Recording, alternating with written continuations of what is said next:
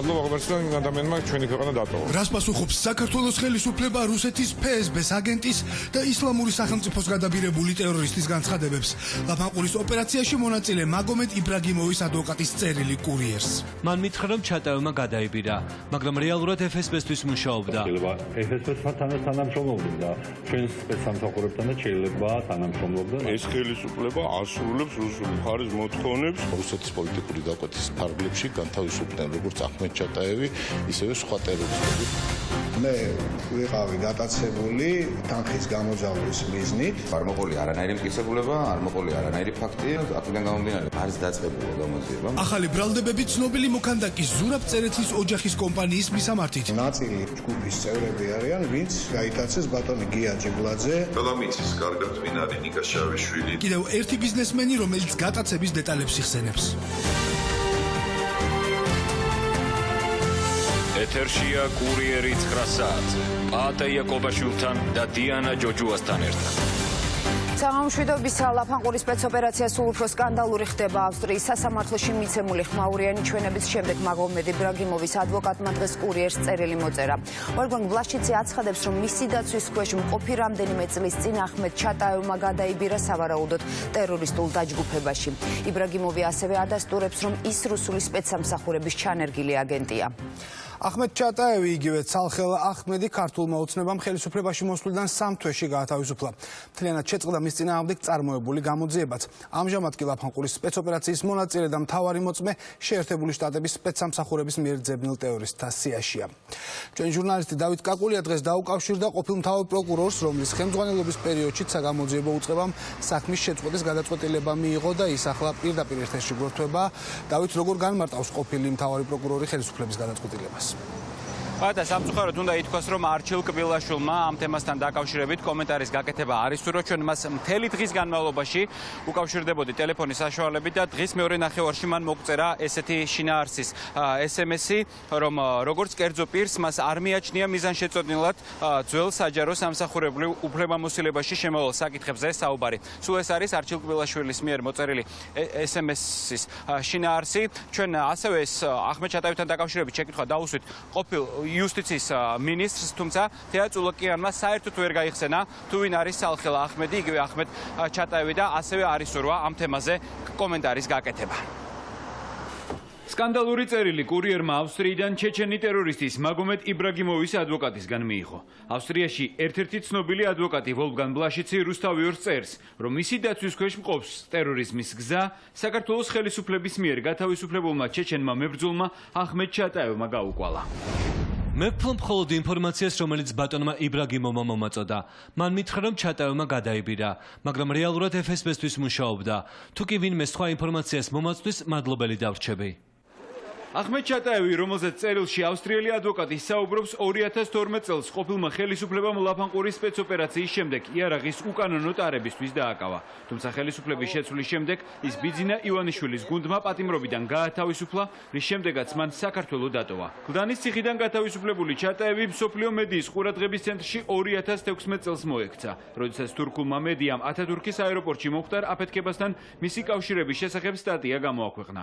იყო თუ არა ჩატაევის გათავისუფლება ხელისუფლების შეცდომა, ამ კითხვაზე დღეს ხელისუფლებას საუბარი აღარ სურს. ლაფანყურის სპეცოპერაციის ერთ-ერთი მონაწილე გვარად იბრაგიმოვმა თქვა, რომ ჩატაევი მას ავერბოკებდა და ის იყო ამ ტერორისტული დაჯგუფების ერთ-ერთი აქტიური წევრი. ჩვენ გვახსოვს თქვენი დამოკიდებულება, რომ აჰმედ ჩატაევი არ უნდა ყოფილიყო სხვა კითხვა გაქვთ? ასევე არსებობდა ძალიან სერიოზული ეჭვები და ლეგიტიმური ეჭვები მაშინდელი ხელისუფლების მიმართ, რომ ეს ადამიანები არის შეიძლება FSB-თან თანამშრომლობდნენ და ჩვენს სპეცსამსახურებთან და შეიძლება თანამშრომლობდნენ. ამის გარკვეული ეჭვები მაშინ არსებობდა ინფორმაციებით. ეს ყველაფერი არის დასადგენილი დროთა განმავლობაში. მსოფლიოში ცნობილი ტერორისტის პატიმრობიდან გათავისუფლებაზე მმართველი პარტია პასუხისმგებლობას იხსნის. ირაკლი სესიაშვილი ამბობს, რომ ჩატაევი ამნისტირებულთა სიაში მოხვდა და სწორედ ამიტომ გაიღო მისთვის ციხის კარი. მისი დაკავება მოხდა არა იმ ბრალდებით, რასაც დღეს ნაციონალურ მოძრაობა ხშირად იხსენებს ხოლმე, რომ ეს ტერორისტი იყო, არამედ მოხდა იარაღის უკანონო ფლობის გამო. წინა ხელისუფლებამ ასე და ის მოექცა საერთო ამნისტიის ქვეშ, იმიტომ რომ სუბუქ დანაშაულოდ გადიოდა და არა კონკრეტულად და მადლობა ღმერთს რომ ადამიანმა ჩვენი ქვეყანა დატოვა. იმიტომ რომ მადლობა არ მინდა ხა ჩემ ქვეყანას რაიმე ტიპის თუნდაც საეჭვო ადამიანთან ხელშეშება ქონდეს. სრულიად განსხვავებული იყო პარლამენტის თავდაცვისა და უშიშროების კომიტეტის თავმჯდომარის პოზიცია 1 წლის წინ. მაშინ ის ამტკიცებდა, რომ ჩატაევი ხელისუფლებამ იმის გამო გაათავისუფლა, რომ მისი კავშირი ტერორისტულ ორგანიზაციებთან გამოძიებამ ვერ დაადგინა. დაკითხვაზე იმყოფებოდა და სამწუხაროდ არ მისცა არანაირი ისეთი ჩვენება, რომელიც ჩვენ მოგცემდა საშუალებას, რომ მისთვის ტერორიზმის ბრალდება წაგვეყენებინა. ჩვენ ის გავუშვით, ჩვენ არა სასამართლომ გაუშვა, წავიდა ის თურქეთში, ხელები დაგვიბანია.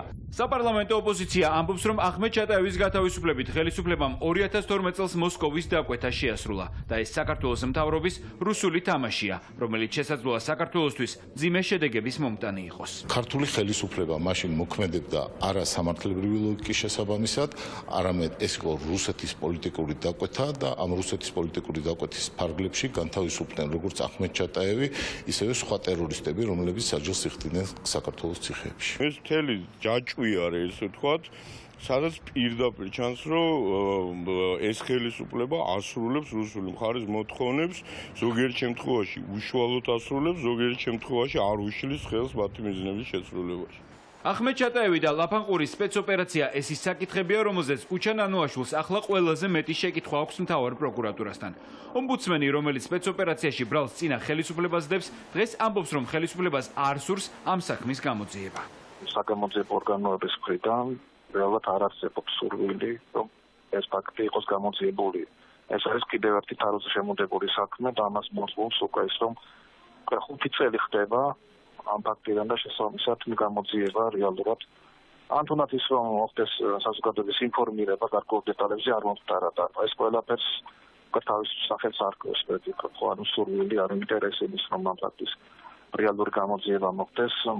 მე ვფიქრობ, რომ აღარ არსებობს. ლაფანყურის სპეცოპერაცია 2012 წლის აგვისტოს ბოლოს ჩატარდა, რომლის დროსაც ქართულმა სპეცსამსახურებმა 17 კაციანი შეერაღებული ჯგუფი გაანეიტრალეს. ოპერაციისას 3 ქართველი სამართალდამცველი დაიღუპა. ტერორისტთა ჯგუფიდან მაშინ 3 კაცმა მიმალვა მოახერხა. ერთ-ერთი მათგანი ახმედ ჩატაევი იყო, რომელიც მოგვიანებით დააკავეს. მეორე კი მაგომედ იბრაგიმოვი, რომელიც ახლა ავსტრიაშია დაკავებული და ჩვენებებს აძლევს. ავსტრიული მედია არ გამორიცხავს, რომ შესაძლოა იბრაგიმოვმა არაერთ სკანდალურ თემას ფარ დაახადოს. კიდევ ერთი გატაცებული ბიზნესმენი თბილისის ცენტრიდან, რომელსაც ფულს ძალავდნენ, დღეს ცნობილი მოქანდაკე ზურაბ წერეთლის ოჯახის ყოფილმა ბიზნეს პარტნიორმა კამერების წინ ოფიციალურად დაადასტურა, რომ ძალადობის მსხვერპლი იყო და ამ საქმეს პროკურატურაც იძიებდა. არქიტექტორი ნიკა შავიშვილი გატაცების საქმეზე გუშინ კიდევ ერთხელ დაკითხეს. ზურაბ წერეთლის ოჯახის უკვე 2 ყოფილი ბიზნეს პარტნიორი სხვადასხვა დროს გატაცების თითქმის ერთსა და იმავე სცენარზე საუბრობს და მიზეზად ბაკურიანში მდებარე საცხოვრებელი კომპლექსის გარშემო მიმდინარე დავას ასახელებს. სკანდალურ ბრალდებებს დღეს მოსკოვიდან ცნობილი მოქანდაკეს შვილიშვილმა უპასუხა. მარიამ გაფრინდაშვილი უკვე მესამე დღეა არკვევს რა და ვინ დგას გატაცებების უკან და ახლა ის პირდაპირ ეთერში გვერდდება. მარიამ, რა დეტალებია ამ დროისთვის შენთვის ცნობილი? დიანა, ჩვენთვის ცნობილი გახდა, რომ შინაგან საქმეთა სამინისტრომ ნიკოლოზ შავიშვილის გატაცების საქმესთან დაკავშირებით გამოძიება დაიწყო თავისუფლების უკანონო აღკვეთის მუხლით, თუმცა ეს გამოძიება ჯერ კიდევ 1 წლის წინაც დაიწყო ძალოვანმა უწყებამ, თუმცა მაშინ ბიზნესმენის გატაცების საქმეზე საგამოძიებო უწყებას არავინ არ დაუკავებია. ნიკოლოზ შავიშვილმა ჩვენი ინფორმაციით შინაგან საქმეთა სამინისტროს წარმომადგენლებს ჩვენება გუშინ მისცა, თუმცა რა ახალ დეტალებზე ისაუბრა ამის შესახებ ეს დეტალები ჩვენთვის ამ დროისთვის უცნობია. ასევე მე შეგახსენებთ, რომ ნიკოლოზ შავიშვილი ამ კვირაში უკვე არის მეორე ბიზნესმენი, რომელიც საუბრობს თბილისის ცენტრიდან მის გატაცებაზე და ამ გატაცებას უკავშირებს ცნობილი მოქანდაკის ოჯახის კუთვნილი კომპანიის წარმომადგენლებს. ვადასტურებ, რომ 2016 წლის წინ, 2016 წლის 21 მაისს მე ვიყავი გატაცებული. 10 თვიანი დუმილი კომპანია კიდ არქიტექტურის დამფუძნებელმა დღეს დაარღვია და თბილისის ცენტრიდან მისი გატაცების ამბავზე ალაპარაკდა. ნიკოლოზ შავიშვილი აცხადებს, რომ გატაცებაში ცნობილი მოქანდაკის ზურაბ წერეთლის ოჯახის კომპანიის თანამშრომლები მონაწილეობდნენ. ბიზნესმენი ყვება, რომ შეიარაღებული გამტაცებლები მას თანხას ძალავდნენ. უკავშირდება თუ არა გატაცება იმ დაპირისპირებას, რომელიც შავიშვილის კომპანიას ზურაბ წერეთლის ოჯახთან ჰქონდა, ამ კითხვებზე არქიტექტორს პასუხი გაცემა არ სურს. მონაწილეობდა რამოდენიმე იმ პიროვნებებიდან, რომლებიც მონაწილეობდნენ, როგორც მე ვიცი, ბატონი გია ჯიბლაძის გატაცებაშიც, ამ ეტაპზე მე ამით შემოვიფარგლები. ბატონ ნიკა, ესენი იყვნენ ლევან ჩქარეული და მე თქვენ არც უარყოფთ და არც დავადასტურებ. 10 თვის წინ რატომ არ მოხდა ამ ადამიანების დაკავება? თან თქვენ თუ ამოიცანით ეს? მე თქვენ ამის შესახებ პასუხს ვერ მოგცემთ. ნიკოლოზ შავიშვილმა გადაცების ფაქტზე სამართალდამცველებს 10 თვის წინ მიმართა, თუმცა ძალოვან უწყებას არავინ დაუკავებია. კიდ არქიტექტურის დამფუძნებელი განმეორებით დაკითხვაზე გუშინ, მხოლოდ მას შემდეგ დაიბარეს, რაც პოლიციამ ცნობილი მოქანდაკის ზურაბ წერეთლის ოჯახის კომპანიის თანამშრომლები გია ჯიბლაძის გატაცების ბრალდებით დააკავა. რა დამატებითი ინფორმაცია მიაწოდა გამოძიებას შავიშვილს, ამ თემაზე საუბარი არ სურს. მოდის დაგკითხეს. მე ვიცი რომ გუშინ დაგკითხეს თქვენ ამ საკითხთან დაკავშირებით. მოდის გიხდით. ბატონ ნიკოლოზ. მე ხო უკვე გითხარით რომ გავაკეთებ განცხადებას საჯაროდ. არა, უბრალოდ მითხარით გუშინ რომ დაგკითხეს. 10 თვის წინაც დაგკითხეს თქვენ ამ საქმეზე. ჩვენება იგივე მიეცით, ან მაშინ რატომ არ დასრულდა ეს გამოძიება? ხოვთ რომ გააგრძელებთ ჩემთან საუბარს, ეს არ იქნება სწორი ჩემი მხრიდან და გთხოვთ რომ დატოვოთ. კარგით, მაშინ გითხარით ჩქარეულთან და ზოგადად ამ კომპანიიდან რატომ გამოხვედით თქვენ? გთხოვთ რომ მე თქვენ არ მოგცემთ პასუხს. გატაცებამდე არქიტექტორი ნიკა შავიშვილი ცნობილი მოქანდაკის ზურაბ წერეთლის შვილიშვილის ბიზნეს პარტნიორი იყო. ბაკურიანში წერეთლის მიწის ნაკვეთზე კომპანია კიდ არქიტექტურა საცხოვრებელ კომპლექსს აშენებდა, თუმცა შავიშვილმა ვალდებულებები ვერ შეასრულა, რის შემდეგაც მოქანდაკის ოჯახთან დაპირისპირება დაიწყო. კრიზისთან გამოსასვლელად საქმეში ახალი პარტნიორი სამშენებლო კომპანია სვეტი შეიყვანა. მოგვიანებით აღმოჩნდა, რომ ვალდებულებები ვერც სვეტმა შეასრულა. კომპანია სვეტის დირექტორი ამბობს, რომ სწორედ ამ პრობლემების გამო მოხდა მისი და კიდევ ერთი პარტნიორის ნიკა შავიშვილის გატაცება და საქმის ქურდული გარჩევა. მანქანა ზუსტად იგივე მერსედესის ვერცხლისფერი მიკროავტობუსი ფიგურირებს მის საქმეში. ამას მოყვა შემდეგ შავიშვილის გასვლა მშენებელ სამიდან. მე ვარაუდობ, რომ ესია და მოყვა შემდეგ იგივე სცენარით დაგეგმა, იგივე სცენარით მოყვა დაგეგმა უკვე ჩემი გატაცების. ეხლა რასაც უყურებ ტელევიზორში, ეს არის როგორც იმიდან რაფია ბარბარა თუ რაფია მაგას სერიალები რო არის, აი ცნობილი მოქანდაკის ზურაბ წერეთლის შვილიშვილი ბრალდებებს უარყოფს და ამბობს, რომ გატაცებების ორივე ისტორია გამოგონილია და მას ტელესერიალის სცენარს აგონებს. ვასილ წერეთლის თქმით, ბიზნეს პარტნიორებმა მთელი ეს კამპანია ერთადერთი მოტივით ააგორეს, რათა მედიის ყურადღება მიექციათ. იმის მიუხედავად, რომ გატაცების საქმეში ცნობილი მოქანდაკის ოჯახის სამშენებლო კომპანიის თანამშრომლები ფიგურირებენ, წერეთელი ამტკიცებს, რომ მათთან კავშირი არ აქვს და არც კი იცნობს. მიცის კარგად ვინ არის ნიკა შავიშვილი და მაგათი კიდე არქიტექტურა და საერთოდ ეს კომპანია. მე ხო პარტნიორობა მქონდა, ვაშენებდით ერთად და ძალიან დაზიანდა ჩვენი პროექტი მაგათ პარტნიორობასთან დაკავშირებით. და მარც ნიკა შავიშვილის ამჯერავს, სადაც ბატონ გელას ვაფშე არ ვიცნობ. თვითონ ნიკა შავიშვილმა მოიყვანა ფონდი და სვეტი ხო და მაგი იყო მაგათთან ერთად პარტნიორობაში. მე არ ვიცი დანარჩენი. ვასილ წერეთელი აცხადებს, რომ კუთვნილი კომპანიის მართვაში, რომელიც ქონებას ბაკურიანში ფლობს, არ მონაწილეობს და კომპანიის ბედით არც მაშინ დაინტერესებულა, როდესაც 5 მაისს თბილისში ჩამოვიდა.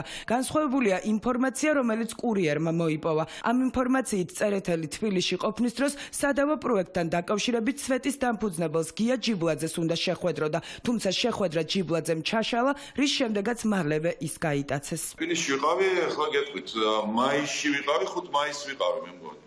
საკმაოდ ხშირად დავდივარ თბილისში, არის მუზეუმი, გამოფენები იხსნება, მიდის განათლება და ასე შემდეგ. ცნობილი მოქანდაკის შვილიშვილი მზადაა დაინტერესების შემთხვევაში ქართული სამართალდამცველების კითხვებსაც უპასუხოს. ქართული ოცნება და ოპოზიცია დღეს ერთმანეთს პარლამენტში პირდაპირ მნიშვნელობით მიწის გამო დაუპირისპირდნენ.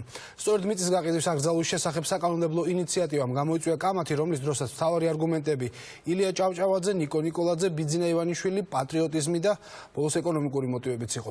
კანონპროექტის მესამე მოსმენით კენჭისყრა ხვალ გაიმართება და შემდეგ საბოლოო გადაწყვეტილება ქართული მიწის უცხოელების გაკიდვა არ გაკიდვის შესახებ პრეზიდენტმა უნდა მიიღოს.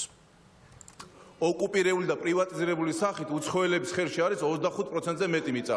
შესაბამისად, მოგწონთ ეს თქვენ? შესაბამისად სირცხვილი არის ხარ თქვენ, რომელმაც საქართველოს ვერ დაიცავით და პრივატის გაყიდული და დაპყრობილი დაგვიტოვეთ 25% საქართველოს ტერიტორიაზე. ქართული ოცნების დეპუტატის და მართველი უმრავლესობის ერთ-ერთი ლიდერი ზაქარია ქუცნაშვილისთვის ოკუპირებული და პრივატიზებული მიწები ერთი მნიშვნელობისაა. ამ ორი ნიშნით დაჯამებული მიწის რაოდენობაზე ის დღეს პასუხს ოპოზიციას თხოვდა. ქუცნაშვილი ამით იმ ინიციატივის გამართლებას ცდილობდა, რომლის შედეგადაც უცხოელებისთვის სასოფლო-სამეურნეო მიწების შეძენაზე მორატორიუმი კონსტიტუციის ახალი პროექტის დამტკიცებამდე უნდა გამოცხადდეს. ოპოზიცია ამ ინიციატივის დაჩქარებული წესით განხილვაში სულ სხვა მიზანს ხედავს. იმ ერთადერთი მიზეზის გამო პოპულისტებო გინდათ რომ ეხლა დისკუსია გადაიტანოთ სხვა საკითხებზე და კონსტიტუციის პარგლებში რაც გაქვთ პრობლემები საარჩევნო სისტემის და სხვა თემების ირგვლივ ის გადაფაროთ ამ თემაზე საუბრით. შეიძლება კანონში ჩაიწეროს რაღაც მორატორიუმი მომავალში 100 წლის შემდეგ რაღაცის მიღებამდე. იქნებ ვერ მივიღეთ ეს თქვენი ასე ვთქვათ ნაკები კონსტიტუცია, რომელსაც სოფელ ორღობეში დაატარებდით და აღმოჩნდა რომ ჩავარდა ეს თქვენი კონსტიტუცია. სად არის პარლამენტის თავმჯდომარე და მისი მოადგილე? გაფრინდნენ იმაში. ვენეციაში და ვენეციის კომისიაში. ეს არის თქვენი ასე ვთქვათ სამართლებრივი პოლიტიკური დონე? მამულის პატრონი რომ მოსულიყო და ეთქვა ჩემი მამული ვაჭრობაში ჩააგდეთ. მეტად და დიდ ფასად გაიყიდებაო. რა გზით შეუკრავდით მას ხელფეხს? პარლამენტში დღეს ამტკიცებდნენ, რომ პროექტის ავტორ 40-ვე დეპუტატს პატრიოტიზმი ამოძრავებს. ამის საპირისპიროდ ოპოზიცია პარლამენტის ტრიბუნიდან დღეს მიწების გასხვისების შესახებ ილია ჭავჭავაძის მოსაზრებებს კითხულობდა და უმრავლესობისგან იმ განმარტების მიღებას ცდილობდა, რატომ შეიძლება იყვნენ ქართული ოცნების დეპუტატები ილია ჭავჭავაძეზე უფრო დიდი პატრიოტები. ილია ჭავჭავაძისთვის მთავარი ღირებულება იყო პიროვნების თავისუფლების უფლება. თქვენი სურვილი არის რომ პრაქტიკულად ადამიანების უფლება შეზღუდოთ და შემდეგში ამითი ვინ ისარგებლებს? ისარგებლებს ადამიანები, მაგალითად, რუსი ოლიგარქი, სხვა შორის მე მგონი საფრანგეთის მოქალაქე არის, ის ისარგებლებს ამითი, რომელიც მოვა და იყიდის გაცილებით ნაკლებ ფასად ამ მიწებს. რატიანი მოვიდა ილია ჭავჭავაძის წიგნით. მართალია მას ეს არ ჭირდებოდა ისევე როგორც კუკარაჩას რომ მივიდა ანიკოს სახში და ენციკლოპედია მიუტანა, ჩვენ ისედაც წაკითხული ქონდა და ვიცოდით ამის შესახებ, მაგრამ კარგი იქნებოდა თუ ნიკო ნიკოლაძის პასუხებსაც მოიტანდა. მიწის შესახებ ილია ჭავჭავაძის მოსაზრებების დაწუნების შემდეგ მართველი გუნდის ნაწილი ოპოზიციის მხრიდან ბიძინა ივანიშვილის ხსენებამ გააღიზიანა. გია გაჩეჩილაძემ ყოფილი პრემიერისთვის საჯაროდ მადლობის გადასახდელად პარლამენტის ტრიბუნა დღეს კიდევ ერთხელ გამოიყენა. თქვენ წარმოგიდგენიათ ესენი რომ დარჩენილიყვნენ ხელისუფლებაში, რა დაემართებოდა ქვეყანას და ჩვენ ეროვნულ მეტალიტეტს და ალბათ ჩვენი ადგილი ქართველების საქართველოში არ იქნებოდა. დიდი მადლობა იმ ბიძინა ივანიშვილს, რომელმაც თქვენ ეს გაგიკეთეთ. მიწების ფასების მნიშვნელოვანი კლება, დასაქმების შემცირება და მორიგი დარტყმა ეკონომიკაზე. ასეთია მორატორიუმის ამოქმედების შედეგად ოპოზიციის პროგნოზი. უცხო ქვეყნის მოქალაქეებისთვის მიწების მიყიდვაზე მორატორიუმი, რომელიც არაკონსტიტუციურად საკონსტიტუციო სასამართლომ ერთხელ უკვე გამოაცხადა, მართველი გუნდის ვარაუდით იქამდე უნდა მოქმედებდეს, ვიდრე მიწების შეძენა კონსტიტუციის ახალი პროექტით არ აიგრძალება. ამავე პროექტის მიხედვით ეს საკითხი რამდენიმე გამონაკლისსაც უშვებს და საერთოდ არ ეხება არასასოფლო მიწებს. არასასოფლო სამეურნეო მიწა დედასამშობლო არ არის? მაგნატელს რატო ყიდით დედასამშობლოსი? და იჯარით დედასამშობლოს გაცემა შეიძლება? გამონაკლის შემთხვევაში სამშობლოს გაყიდვა კარგია? თუ რა ექსკლუზივი გქონდათ თქვენ სამშობლოს ღალატზე? ეს გინდათ ხო? მე გეტყვით მარტო ერთ რამეს. შემდეგ არჩევნებზე თქვენ ერთ ბლოკად გამოდით თუ შეიძლება, აღარ გინდათ ცალკე სატელიტები რა, ერთად იყავით. ეს ნაციონალ პატრიოტ სოციალისტ კომუნისტები. და სლოგანი გქონდათ ესეთი: სიბნელე, უვიცობა, ფარისევლობა. იჯარით მიწის გამოყენება ზღუდავს დასაქმებას? აფერხებს დასაქმებულთა რაოდენობას და ხელს ვერ შეუწყობს იმას, რომ ხალხი დასაქმდეს? რა თქმა უნდა, არა. ან საიდან ადგენთ მიწის ფასს? მოგიყვანიათ რამე, გააქვთ საერთოდ მიწასთან შეფხებლობა, საერთოდ სოფლები გააქვთ? აზიური ქვეყნები, საიდანაც ძალიან დიდი რაოდენობით შემოდიან მოქალაქეები, ყიდულობენ მიწებს და აშენებენ სოფლებს, იქ მაღალი არის ტერორიზმის საფრთხე. სასოფლო-სამეურნეო დანიშნულების მიწის საკუთრების შესახებ ცვლილებებს პარლამენტი კენჭს დაჩქარებული წესით საბოლოოდ ხვალ უყრის და ხელმოსაწერად პრეზიდენტსაც გაუგზავნის. როგორი იქნება გიორგი მარგველაშვილის პოზიცია მორატორიუმზე და ელოდება თუ არა უმრავლესობას კიდევ ერთი ვეტო. ეს რამდენიმე დღეში გახდება ცნობილი. რეკეტის სახელმწიფოს სახელით საერთაშორისო სავაჭრო პალატის ხელმძღვანელი აცხადებს, რომ უცხოურ ბიზნესზე გახშირებული თავდასხმების გამო იძულებულია საქართველოში 1 მილიარდიანი ინვესტიცია შეაჩეროს. ფადიასლის საკუთარ ბრალდებებში მხოლოდ ერთ ადამიანს, ბიძინა ივანიშვილს ასახელებს და ამბობს, რომ ბოლო 20 წლის განმავლობაში უცხოელ ინვესტორებზე ასეთი ზეწოლა არ ახსოვს. ბრალდებებს, რომლებსაც ოპოზიცია და არასამთავრობო ორგანიზაციებიც უერთდებიან, არ პასუხობს ხელისუფლება. განმარტებებზე დღეს უარი თქვა პრემიერის ადმინისტრაციამ, ეკონომიკის ministrმა კი დაგეგმილი ინტერვიუ გააუქმა. ფადიასლი ყვება, რომ იძულებული იყო საქართველოში უკვე ხელმოწერილი მილიარდიანი პროექტი გაეჩერებინა, რადგან უცხოელი ინვესტორების წინაშე ვეღარ იღებს პასუხისმგებლობას, რომ საქართველოში მათ პრობლემები არ შეექმნებათ. საერთაშორისო სავაჭრო პალატის ხელმძღვანელი უცხოური ბიზნესების მასობრივი დაშინების, შანტაჟისა და რეკეტის ფაქტებზე საუბრობს და კონკრეტულ კომპანიებსაც ასახელებს. ათეულობით უცხოური კომპანია შანტაჟის, დევნისა და თავდასხმის მსხვერპლია. მე ვერ ვიხსენე პერიოდს განვლილი 20 წლის განმავლობაში, როდესაც უცხოურ ბიზნესზე მსგავსი გამძაფრებული თავდასხმები ხორციელდებოდა. ასეთი მასშტაბით ეს შევარდნაძის დროსაც კი არ ხდებოდა. ეს ფაქტი ჩვენ ძალიან გვაშფოთებს. ფადიასლი არასახელებს პიროვნებებს თუ ვინ დგას უცხოურ ბიზნესზე თავდასხმების უკან. ამბობს, რომ ეს ადამიანები ბიძინა ივანიშვილის სახელით მოქმედებენ და პრემიერ-მინისტრ კვირიკაშვილს არ ექვემდებარებიან.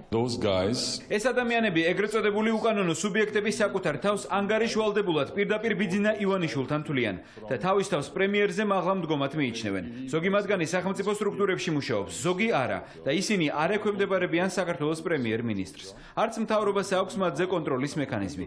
ეს დესტრუქციული ძალა იწვევს სასამართლოს კორუმპირებას. აშანტაჟებს და ზეწოლას ახდენს როგორც ქართულ, ისე უცხოურ ბიზნესზე. უკანონოდ ართვევს მათ საკუთრებაში არსებულ ქონებას. პრემიერ-მინისტრს არ აქვს გავლენა პროკურატურაზე, სამართალდამცავ სტრუქტურებზე, ადგილობრივ თვითმმართველობებზე, სასამართლოებზე და ამ სტრუქტურებს აკონტროლებენ ჩრდილში მყოფი ადამიანები, რომლებიც არ ვიცით ვინ არიან. თუ მთავრობას ასწრაფოდ ხელში არ აიღებს ამ ვითარების კონტროლს, საქართველო ძალიან რთულ ვითარებაში ჩავარდება. ფადიასლის განცხადებით ამ პრობლემებზე პირისპირ პრემიერ-მინისტრს და ეკონომიკური გუნდის მინისტრებს არაერთხელ ესაუბრა. დღეს კომენტარი ამ თემაზე არც პრემიერის ადმინისტრაციაში ისურვეს და მედიის კითხვებს არც ეკონომიკის მინისტრმა უპასუხა. დაგეგმილი ინტერვიუ, რომელიც გიორგი გახარიას მედიასთან უნდა ჰქონოდა, საერთოდ გააუქმა. სოზარ სუბარმა კი ფადიასლის განცხადებებს პოლიტიკური უწოდა და განმარტა, რომ ქვეყანაში უცხოური ინვესტიციები მზარდია. ფადი ასლის ყველა განცხადება, რაც კი გაუკეთებია ამ ადამიანს არის პოლიტიკური, მე არ ვიცი საკავშირებულია მის პირად რაღაცა ინტერესებთან თუ პოლიტიკურ ინტერესებთან, მაგას ვერ გეტყვით, მაგრამ მისგან ჯერ ამე კონკრეტული არ მომისმენია. ოპოზიცია ხელისუფლებას უცხოურ ბიზნესზე თავდასხმის ფაქტებზე სასწრაფო რეაგირებისკენ მოუწოდებს. საგანგაშო არის ის, რომ როგორც საერთაშორისო სავაჭრო პალატა განმარტავს, პრემიერ-მინისტრსა და მთავრობას არანაირი პოლიტიკური წონა არ გააჩნია და ისინი ვერ აკონტროლებენ იმ ადამიანებს, ვინც ზეწოლას ახდენს კომპანიებზე და შემდგომ უკვე ზეწოლას ახდენს სასამართლოებზე. ჩვენ დიდი ხანია ვსაუბრობთ იმაზე, რომ საქართველოს ჩამოყალიბებულია ოჯახურ კლანური რეჟიმი, მაფიოზური რეჟიმი. ხელისუფლებამ უნდა შეწყვიტოს სპეკულაცია ეგრეთ წოდებული 9 წლის თემით და მიხვდეს, გააცნობიეროს ის ფაქტი, რომ საქართველოში 90-იანი წლების მერე, შევარდნაძის მერე არ ყოფილა ასეთი ცუდი გარემო ბიზნესისთვის. საერთაშორისო სამრეწველო პალატამ ინფორმაცია უცხოური ბიზნესის პრობლემებზე საქართველოში საკონსულტაციო საბჭოს წევრებს უკვე მიაწოდა. შეხვედრას ელჩები და საერთაშორისო გავლენიანი საფინანსო ორგანიზაციების წარმომადგენლები ესწრებოდნენ. უცხოური ბიზნესის მიზანმიმართული დაზიანება ფადიასლის განმარტებით საქართველოს საინვესტიციო გარემოსა და იმიჯს საერთაშორისო ასპარეზზე დაანგრევს. 21 წლის გოგო სამართალდამცველებს ფიზიკურ ანგარიშწორებაში ადანაშაულებს ახალგაზრდა ქალი მრავლობითი დაზიანებითა და ტვინის შერყევით გამთენი ისას კლინიკაში მოათავსეს. ვარდების მოედნის მიმდებარე ტერიტორიაზე მომხდარ ინციდენტს უკვე სწავლობს სამოქალაქო სექტორი, რომელსაც პრეტენზიები აქვს შინაგან საქმეთა სამინისტროსთან, რადგან ამ შემთხვევაშიც საქმეს იგივე უწყება იძიებს, რომლის თანამშრომლებსაც 21 წლის გოგო ცემასა და ძალადობაში ადანაშაულებს. საკუთარი არგუმენტები და მომხდარის განსხვავებული ვერსია აქვს თავად მხედრიშვილის უწყებას. კადრები, რომელსაც შინაგან საქმეთა სამინისტრო ავრცელებს, ვარდების მოედანზე ერთ-ერთ ღია კაფესთანაა გადაღებული. გამეიხსნება. მე მოვდივარ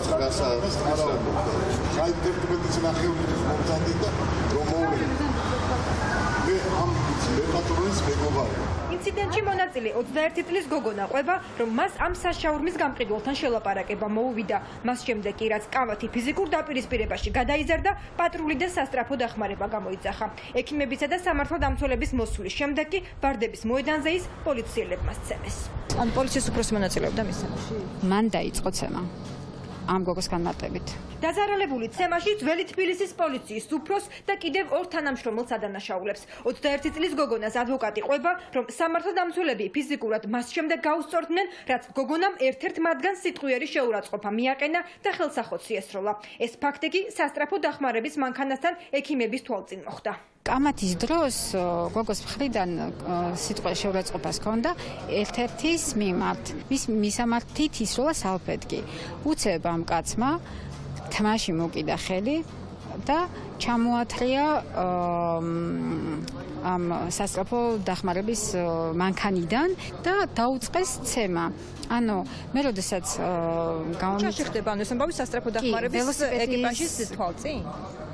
სასტრაფო დახმარების კი, ექიმების თვალწინ. გოგონას, რომელსაც მედიასთან გამოჩენა არ სურს, სამედიცინო დაწესებულებაში გადაყვანისა და გამოკვლევების შემდეგ ტვინის შერყევა დაუდგინდა. თელ ხელებზე აქვს სისხლს ჩაქცევები, აი ადგილი არ არის ხელზე რო არ იყოს ეს სისხლს ჩაქცევა და ფეხებზე.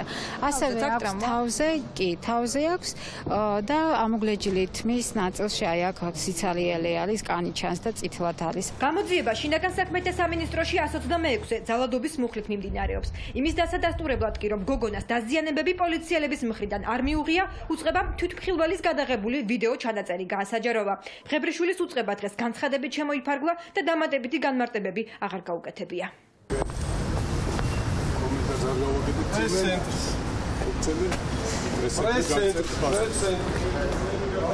სამედიცინო გამოკვლევების შემდეგ ექიმების რეკომენდაციის მიუხედავად გოგონამ სამედიცინო დაწესებულება საკუთარი სურვილით დატოვა. მიზეზად კი პოლიციელების მხრიდან ზეწოლის მცდელობა დაასახელა. ჩვენ არ შეგვიშვია სამართალდამცავებმა ჩვენგან აიღეს ინფორმაცია რა შემთხვევაში შეეძლოთ მათ დაკითხვა.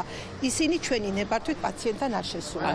ანუ კომუნიკაცია კომუნიკაცია ვერ გეტყვით. დაზარალებულს იურიდიულ დახმარებას ახალგაზრდა იურისტთა ასოციაციაც უწევს, სადაც პროკურატურაში შესატანს საჩივარს ამზადებენ. ორგანიზაციაში აცხადებენ, რომ პოლიციელების მხრიდან შესაძლო დარღვევის ფაქტს თვითონ შინაგან საქმეთა სამინისტრო არ უნდა იძიებდეს. აღნიშნული გამოძიება უნდა აწარმოოს პროკურატურამ, რადგან სავარაუდო შესაძლებელია, რომ პოლიციელების მხრიდან იყოს ჩადენილი დანაშაული და რომ არ იყოს არანაირი მიკერძოების შესაძლებლობა და არაობიექტურობის ნიშანი, უნდა გამოიძიოს პროკურატურამ. საქმის შესწავლა დაიწყო სახალხო დამცველმაც, რომლის წარმომადგენლები დღეს სამედიცინო დაწესებულებაში იმყოფებოდნენ. სავარაუდოდ არანაკლებ ხმაურიანი იქნება კიდევ ერთი ახალგაზრდის დაკავების ფაქტი. ბაჩო სირაძე პოლიციას ნარკოტიკების ჩადებასა და ძალადობაში ადანაშაულებს. სირაძის დაკავების ოპერაციაში იგივე სამართალდამცველები მონაწილეობდნენ, რომლებმაც ბირჟა მაფიის წევრები აიყვანეს. ადვოკატის განცხადებით პოლიციის მტკიცებულებები გაყალბებულია. არის კიდევ ერთი დეტალი, ერთ-ერთი ვერსიით ბრალდებულ ბაჩო სირაძეს პრეზიდენტის სიძესთან მინდია გოგუჭურთან დაპირისპირება ჰქონდა. უფლებადამცველები საქმის გამოძიებას პროკურატურას თხოვენ. ნათია ტრაპაიძე მუშაობდა დღეს თემაზე და ის პირდაპირ ეთერში გვერდდება. ნათია, თითქმის ყოველ დღე გვესმის ბრალდებები შინაგან საქმეთა სამინისტროს მიმართ. ამდენი ბრალდების ფონზე თუ არსებობს საქმეები, როდესაც პოლიციელთა მხრიდან შესაძლო დანაშაულის შესახებ ინფორმაციის ბოლომდე გამოძიება მოხდა და თუ არის ვინმე პასუხისგებაში მიცემული. გამოძიების კონკრეტულ შედეგთან დაკავშირებით ჯერჯერობით რაიმე ოფიციალური ცნობა არ არის. ბოლო პერიოდში ნამდვილად გახშრინდა ინფორმაცია იმასთან დაკავშირებით, რომ კონკრეტული ადამიანები პოლიციას ადანაშაულებენ ნარკოტიკის ჩადებაში და ამ საფუძვლით ახალგაზრდების დაკავებაში. საზოგადოების მოთხოვნის შემდეგ პროკურატურა იწყებს ხშირ შემთხვევაში გამოძიებას, ატარებს გარკვეულ საგამოძიებო მოქმედებებს, კითხავს დაზარალებულებს, თუმცა დამნაშავე პოლიციელების პასუხისმგებლობის საკითხი ჯერჯერობით არ გამოკვეთილა და ხშირად ასეთი საქმეები შემდეგ თაროზე შემოიდება და რეაგირება არანაირი არ არის. ყოველ შემთხვევაში შედეგი არ ჩანს. შესაძლოა, რომ ბაჩო სირაძის დაკავების საქმეც გახდეს ერთ-ერთი ასეთი საქმე, რომელსაც გამოძიების მხრიდან რაიმე რეალური და კონკრეტული შედეგი არ მოყვება.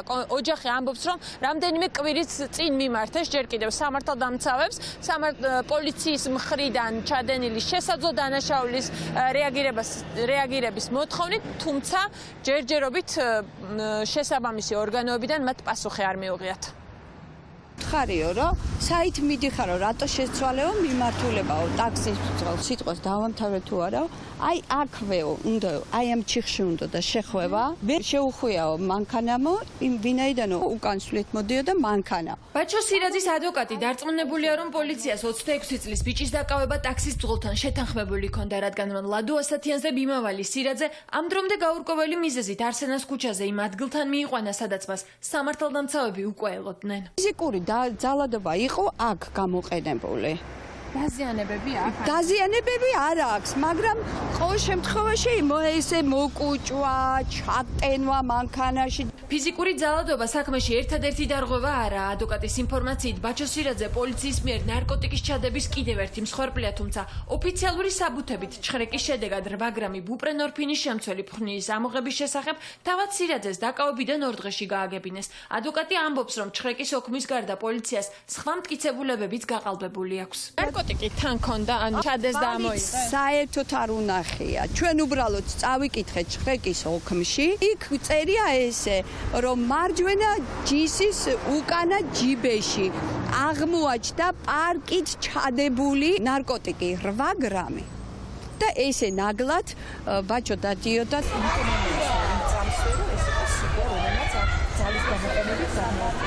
ბაჩო სირაძის ოჯახის წევრები ამბობენ, რომ მის დაკავებას თბილისის პოლიციის დეტექტივების სამმართველოს უფროსი იოსებ სიგუა პირადად ხელმძღვანელობდა. ისინი პოლიციის მაღალ ჩინოსანს ზეწოლაშიც ადანაშაულებენ. სირაძის ნათესავები ყვებიან, რომ იოსებ სიგუა ბაჩო სირაძეს ქვეყნის დატოვებას აიძულებდა, წინააღმდეგ შემთხვევაში კი დაჭერით ემუქრებოდა. ოჯახი ეჭვობს, რომ ბაჩო სირაძის დაკავება იოსებ სიგუას პირადი შურისძიებაა. თუმცა საქმეში ძველი თბილისის სამმართველოს და ეგრეთ წოდებული სევასტოპოლის პოლიციის სხვა თანამშრომლებიც ფიგურირებენ. აეროპორტში დახვდა მას დეტექტივების სამმართველოს უფროსი სიგუა და დაუყოვნებლივ ქვეყნის დატოვება მოთხოვა. შეთანხმდნენ იმ მომენტში იმაზე, რომ მოწესრიგდებოდა და დატოვებდა ქვეყანას. აი მიზეზს არავინ არ გვიმარტავდა აბსოლუტურად და ფაქტიურად ერთითვის ვადაში. აი როგორი ცხოვრობდით, იცით რომ აი გადაადგილების საშუალება შეზღუდული. ოჯახი საკუთარ ეჭვს საქმეში პირადი ინტერესის არსებობაზე ოფიციალური დოკუმენტებით ამყარებს. ისინი ვარაუდობენ, რომ პოლიციამ სირაძის დაკავების ოპერაცია ნაჩქარევად დაგეგმა. დეტექტივების სამმართველოს უფროსის სახელზე პატაკი სირაძის აყვანამდე რამდენიმე წუთით ადრეა შედგენილი. ოჯახი ამბობს, რომ ბაჩო სირაძეს პოლიცია უთვალთვალებდა და მისი აყვანა იმ დროს გადაწყვიტა, როცა ის მარტო დარჩა. სირაძეები ამბობენ, რომ ბაჩოს დაკავება პოლიციას მაისის დასაწყისშიც უნდოდა, მაშინ სამართალდამცავების სახლში იარაღს ეძებდნენ. ერთ-ერთი ვერსიით სირაძის მიმართ პოლიციის ინტერესი პრეზიდენტის სიძესთან მინდია გოგოჭურთან მისი დაპირისპირება იყო. გოგოჭურს ფეხი რო ამოუტრიალდეს, ეხლა დარწმუნებული ვარ, ციხეში არის და მაინც ბაჩო სირაძეზე წამოვა, იქიდან მოახდენა ზეწოლაო. მაგაში დარწმუნებული იყავით? ამ დაპირისპირების გამო ხო არ იყო ინტერესი? არანაირი დაპირისპირება.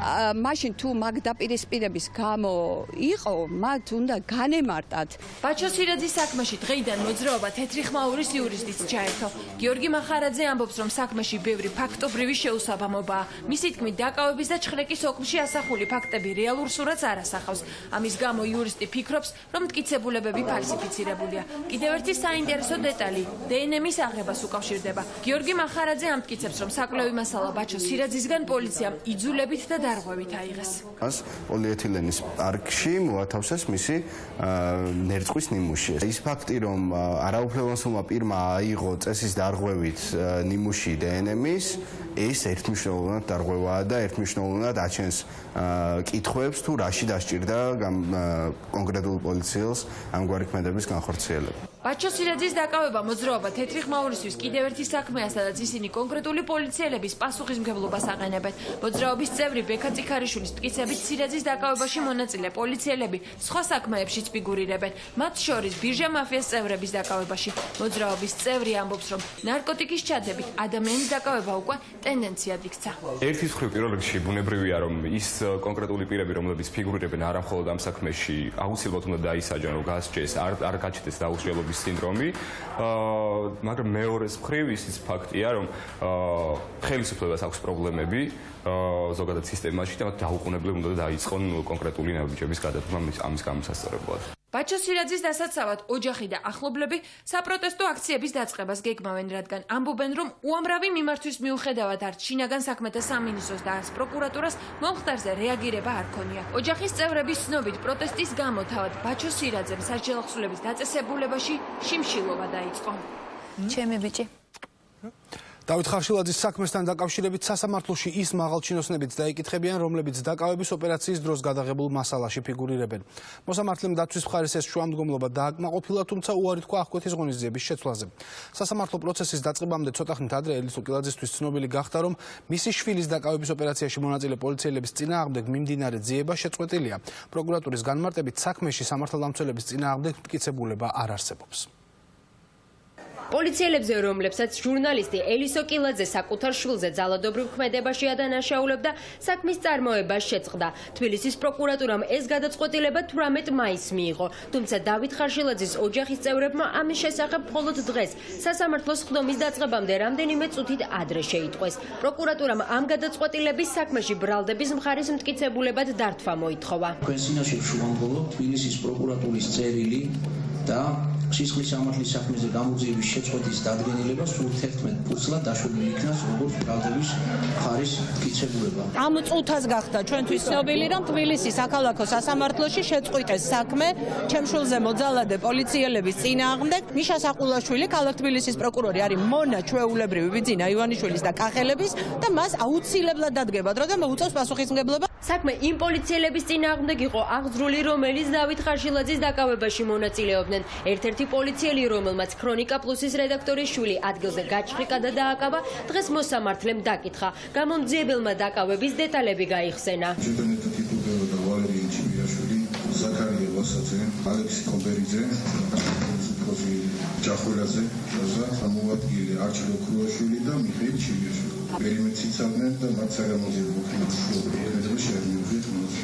მოწმის მიერ დასახელებული პირები შინაგან საქმეთა სამინისტროს ის თანამშრომლები არიან, რომლებიც ელისო კილაძის მიერ გავრცელებულ მასალაში ფიგურირებენ. ხარშილაძის დაკავების ამსახველი ვიდეო მასალა ჟურნალისტმა შვილის დაკავებიდან მალევე გაავრცელა. სწორედ ამ პირების დაკითხვის შუამდგომლობა დღეს დაცვის მხარეს მოსამართლემ დაუკმაყოფილა. იკვეთება, რომ ის რაც ოფში არაა დაფესურებული, რეალურად იყო, რაც გამოიწვევს ამ მოქმედების აუცილებლად დაუშვებლად ცნობას, ყოველ შემთხვევაში დაუშვებელ მტკიცებულებად შეფასდება. დავით ხარშილაძე სამთვიანი პატიმრობის ვადა 19 ივნისს ეწურება, ამიტომ დღეს დაცვის მხარემ აღკვეთი ღონისძიების შეცვლა ითხოვა. საპატიმროს დატოვების შემთხვევაში ხარშილაძეს თავდებში ადვოკატთა ასოციაციის თავმჯდომარე ზაზა ხატიაშვილი დაუდგებოდა. მოსამართლემ ეს შუამდგომლობა არ დააკმაყოფილა. პროკურორმა მესტირიშვილმა ბრძანა, რომ დანაშაულის სიმძიმე იყო ძირითადი ფაქტორი, რომ ამ ადამიანს არ შეცვლოდა აღკვეთი ღონისძიება. მოსამართლე წაეხმარა პროკურორს იმაში, რომ მარტო მოსალოდნელი საჯელი საფრთხე კი არა, მიმალვის საფრთხეც დაამატა. გაზეთ ქრონიკა პლუსის მთავარი რედაქტორის შვილი დავით ხარშილაძე 14 მარტს დააკავეს. მას სისხლის სამართლის კოდექსის 260 მუხლით ბრალი წარუდგინეს. ელისო კილაძე შვილის დაკავებას მის ჟურნალისტურ საქმიანობას უკავშირებს. მისივე მტკიცებით ნარკოტიკული ნივთიერება მის შვილს პოლიციელებმა ჩაუდეს.